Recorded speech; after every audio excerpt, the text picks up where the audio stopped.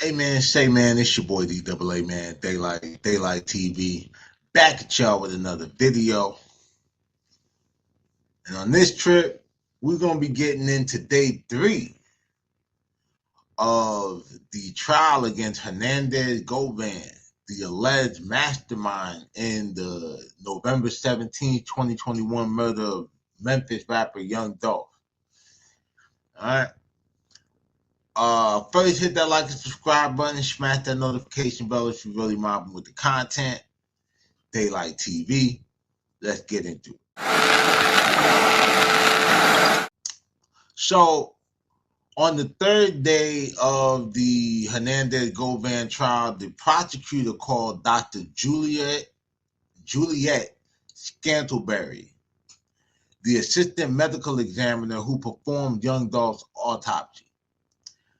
She detailed the findings of the autopsy, which was conducted the day after his murder, November 18, 2021, and presented photos of Young Dolph's body, which naturally weren't the media wasn't allowed to show. Dr. Scantlebury testified that Young Dolph sustained at least 20 gunshot wounds, primarily to the neck, jaw, back, chest, and arms. She noted that it was 20 entry wounds and 4 exit wounds, and that the specific cause of death or whatever was a gunshot wound to the head, neck, and torso. So although he got hit up to 20 times, I guess in time of death and post-mortem and all that, they were able to determine that the joint to the head, neck, and torso or whatever is what, took him out. Because naturally the head shot, the neck is super vital, and the torso, like all the organs and everything like that or whatever. So yeah, that shit is nasty work. And that the manner of death was a homicide. So she broke down how like the cause of death and manner of death or whatever and shit could be different. So it's like the manner in which you sustain the injury that might have killed you may not have been like homicide, you know what I mean? But pretty much on the same thing. But anytime there's a gun involved, unless it's self-inflicted or accidentally, ruled an accident, which would really come from more of a moral basis than a medical opinion. She also indicated that Young Dolph had 3 remote bullets in his body. Now, remote bullets are basically remnants of a prior shooting. So I'm guessing from the shooting in California, where he took a couple. I think that was 2018. That was what the 3 bullets came from. And they were probably left in there because while he was alive, it probably would have did more damage, than good, trying to move it. She also explained that the toxicology report revealed the presence of the active ingredients for marijuana. So I'm guessing THC. Dr. Scantlebury's testimony provided the prosecution with the medical evidence to support the murder charges against Govan or the homicide charges. You know what I mean? Because pretty much for them to substantiate the charge or at least validate that that crime did happen, they just brought it in. When it came time for the defense to cross-examine Dr. Scantlebury, the defense had no questions for the witness, which is not odd since there's no physical DNA evidence or anything scientific that's tying Govan to the actual murder of Dolph. And him being physically present at the scene is not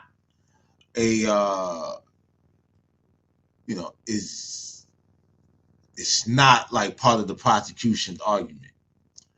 Now, once Dr. Scantlebury was excused as a witness, the prosecution actually rested his case. And that shit threw me through a loop. Like, well,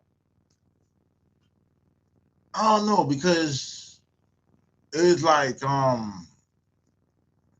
was thinking, well, the trial is supposed to last a week. Maybe they took 3 days, and the defense or whatever would take the rest of the week. But if you saw, like with the Diddy trial, when I was covering that, even though it was in the federal system, like Diddy defense, I mean, it had a short run. I think they did like 3 days or some shit like that of questioning, and compared to like weeks of testimony on the prosecution's end. The defense in the Hernandez Govan trial only called 2 witnesses when it was time for them to present their case. And that was Memphis Police Department investigator, a Memphis Police Department investigator named Lieutenant Michael Coburn, and a woman named Vivian Ferguson, who is a neighbor of Cornelius Smith's father.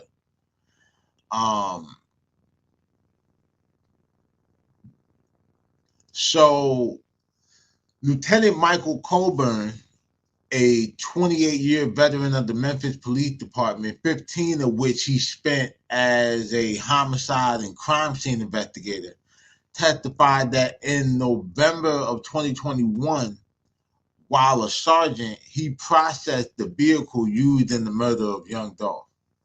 Lieutenant Coburn was called to discredit Cornelius Smith's testimony because Cornelius Smith testified about his attempt to clean the car used in the Young Dolph attack or murder with bleach.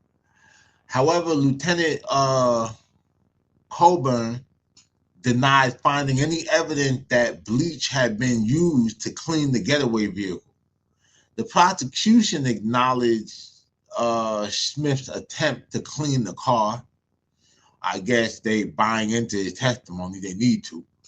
You know what I mean? But emphasized that he was in a rush, hurt and scared at the time, arguing that the lack of forensic evidence of bleach didn't necessarily invalidate Smith's claim. Well, yeah, okay, so, but what did that have to do with Govan? What did that have to do with Govan? Because he didn't clean the car. So, like, what difference does it make if Cornelius and then on top of that, whether you're in a rush or not, that's bleach, my nigga. You're gonna smell that shit. Even after, because they processed, Young Dolph was killed on November 13th.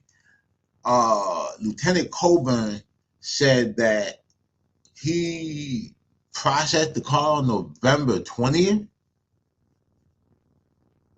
Like, you could wash some clothes and some bleach or whatever, and you still might smell that shit in the clothes when you take it out weeks later.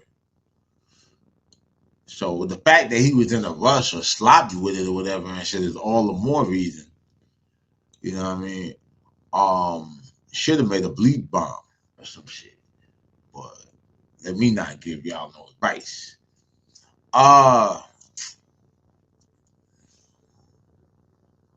Vivian Ferguson, who is identified as an 80-year-old neighbor of Cornelius Smith's father, was called as a witness by the defense during the trial, and her testimony addressed the inconsistencies. It was used to bring out inconsistencies, but she basically talked about her interactions with Cornelius Smith. Now, Ferguson testified that she knew Smith because he would help her with errands and groceries and stuff. Probably supporting his habit. He get a few dollars or whatever and shit. He go and spend it with Govan. Now, the defense questioned Ferguson about whether she had ever received $500 in cash to hold, presumably on Smith's behalf. She explicitly denied receiving such money, and she did mention that if anyone had left anything at her house, it was probably going to be left in her mailbox. Now, Smith had previously testified that Justin Johnson, straight drop, gave money to Smith's father's neighbor for him. Now, this was a point of potential contradiction that the defense sought to highlight. Ferguson's testimony, pretty much aimed to undermine Smith's credibility even more. And aspects of the prosecution's narrative, specifically regarding the handling of money related to the alleged crime. However, the prosecution countered that, during closing, suggesting that the money could have been given to a different neighbor. But now this shit is just starting to seem like too much of a reach, bro. You know what I'm saying? When I'm thinking here, I'm sitting here thinking about you trying to stretch this shit way too thin or whatever, and this is almost below your uncircumstanced, you're kind of everything that they're presenting kind of contradicts each other. The evidence, like I said, outside of the professionals, it's some bullshit. Hernandez Govan himself was offered the opportunity to testify on his own behalf, but declined naturally. Since, the burden of proof is on the defense. I said defense. The burden of proof is on the prosecution. But y'all know my slogan, play as fuck up. The defense strategy revolved around questioning the reliability of the prosecution's star witness, Cornelius Smith, and the strength of the evidence presented to corroborate Smith's testimony. But like I just said, nothing really corroborates Smith's testimony. So after the testimony of Vivian Ferguson, the defense rested this case on day 3 in the trial. Before closing argument, Judge Jennifer Mitchell read the jury instructions, and then the prosecution started with their closing arguments, which focused on establishing Govan's role in the alleged, as the alleged orchestrator of the Young Dolph murder. Prosecutors argued that Govan acted as a crucial link, or the middleman, between Anthony Big Jook Mims and the two shooters, Cornelius Smith and Justin Johnson. Now, what's crazy is, is he the middleman or the mastermind? Because the mastermind would be Jook. I got the bag. I know the guy that can get the shooters and, put the whole thing together. So maybe, I wonder if that's going to throw the jury off when they deliberate. Now, the state connected Govan to Yo Gotti's CMG camp and the ongoing feud with Young Dolph and his Paper Route Empire label, suggesting that it was a motivating factor in the murder. I'm guessing they're talking about the picture with Govan and Big Jook, because I don't recall seeing a picture with Govan and Gotti. You know what I'm saying?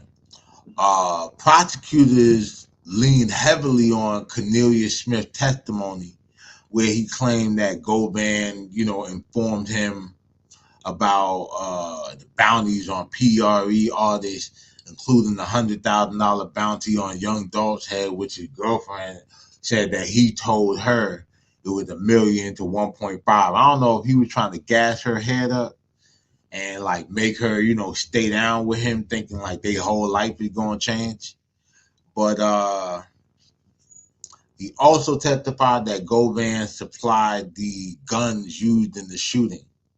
Now, they also pointed out the phone records showing numerous calls between Govan, Smith, Johnson, and Big Jook in the day leading up to and on the day of the murder,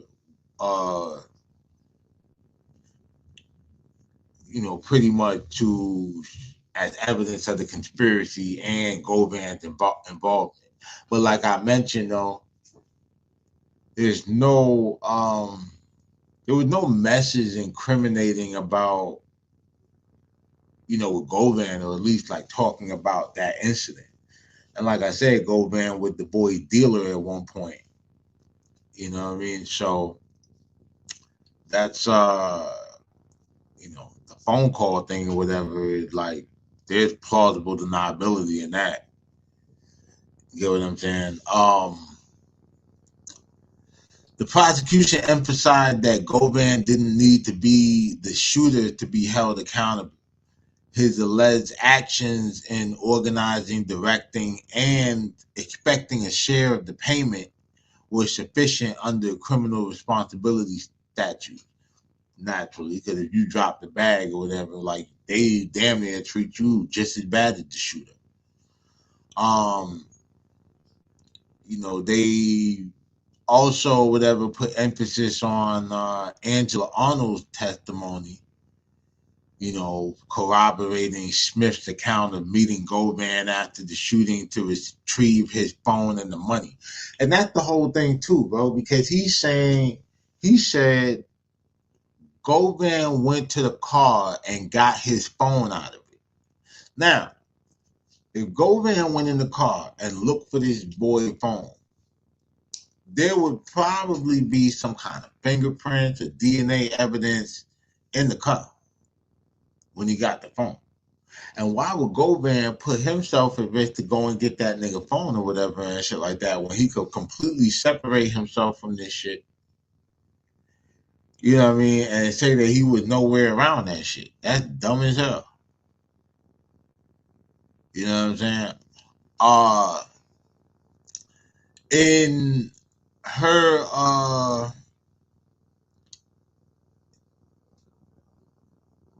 her rebuttal, the prosecutor reiterated that, all fingers pointed back to Hernandez Govan, arguing that he orchestrated the conspiracy and linking the co-defendant to the murder. So essentially, the prosecutor urged the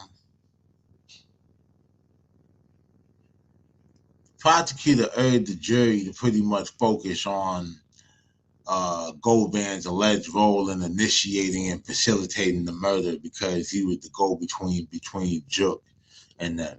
And despite not being the trigger puller, highlighting the connections and communications or whatever, and the testimony that painted him as the mastermind behind the whole thing, right? In my opinion, they ain't do that good of a job. You understand what I'm saying? Now, next, the defense presented closing arguments with defense attorney Luke Evans, arguing that the state's case relied heavily on the testimony of Cornelius Smith, a co-defendant who Evans claimed had a strong motive to lie in exchange for a lighter sentence. Evans highlighted the inconsistencies in Smith's statement, particularly regarding the amount of money offered for the murder and the involvement of other individuals. He also questioned the reliability of cell phone tower evidence, pointing out that numerous towers in the area,